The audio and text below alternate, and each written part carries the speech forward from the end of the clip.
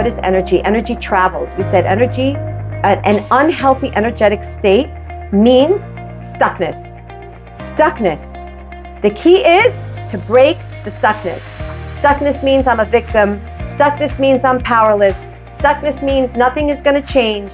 Stuckness means I'm doubting that, anything's going to happen here. That's an unhealthy state of energy. What is a healthy state of energy? Everything can happen. Possibilities are open. I have no clue how it can happen because I'm humbled enough to say, Hashem, you're great. I'm small. I have no idea what can be here. But I'm attaching myself to the idea of endless possibilities. And that means a healthy energy flow. Because energy by nature moves, whether it's in particle or waveform, it doesn't matter. It moves. And when I'm in the movement of the flow of life, I'm flexible, I'm expansive, I'm adaptable, I recognize anything can happen now, even though it feels like I'm stuck in this forever. Nothing changed till now, what can possibly change? But when I break that cycle, I'm already in a more healthy energetic state, and more information and more of divine will of goodness can flow into me, and more potential. I can tap into more potential of something new coming and arising from this. That's what we're doing. That changes the actual function of your cells. What is epigenetics? Epigenetics is this new science from the quantum healing field that's coming out here. And what does epigenetics teach us? Epi from the word above, surrounding the cells, genetics, your genes, your genetic makeup. What does that mean? And you're welcome to go ahead and learn more about it. What does it mean? It means that the energy field, the information that I believe can happen, affects my cells. What does it mean, genes? It means, I inherited this from my childhood. I inherited this pattern from my parents. I inherited this from my ancestors. I'm just like my mom. What's that mean? Stuckness. Watch the way you speak to yourself. Listen to your self-talk. It's the most important conversation you have in your entire life. How do you speak to yourself? Okay? So when you're getting stuck to the genetic patterns, that means you're not allowing the signals of energy around it to bring about change.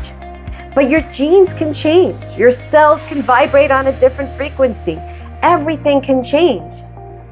So the conclusion is if you send the right vibrations of Emuna and hope and excitement and belief and the oneness of Hashem, being attached to the oneness of Hashem. What does it mean you're attached? What does it mean you were created in the godly image?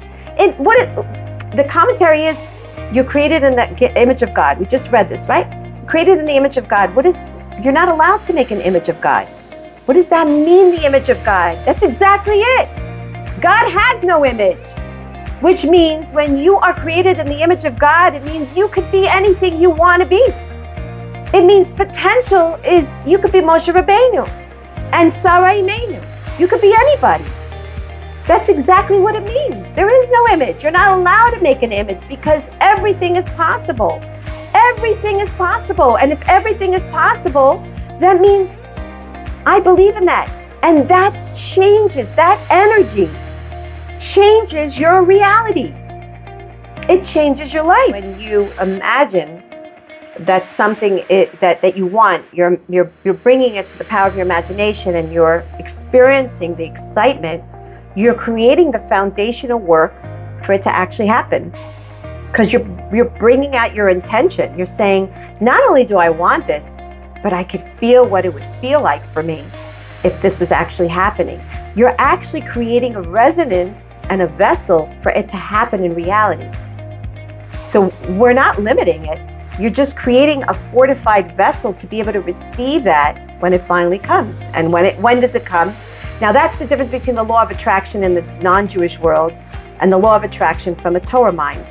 The law of attraction in the Torah mind is I'm going to want and intend and wish for it, but there's always what I call, here's what my famous Emuna Energy Torah teaching, the Hashem factor. You like that? That's Orit Esther's invention. The Hashem factor. What is the Hashem factor?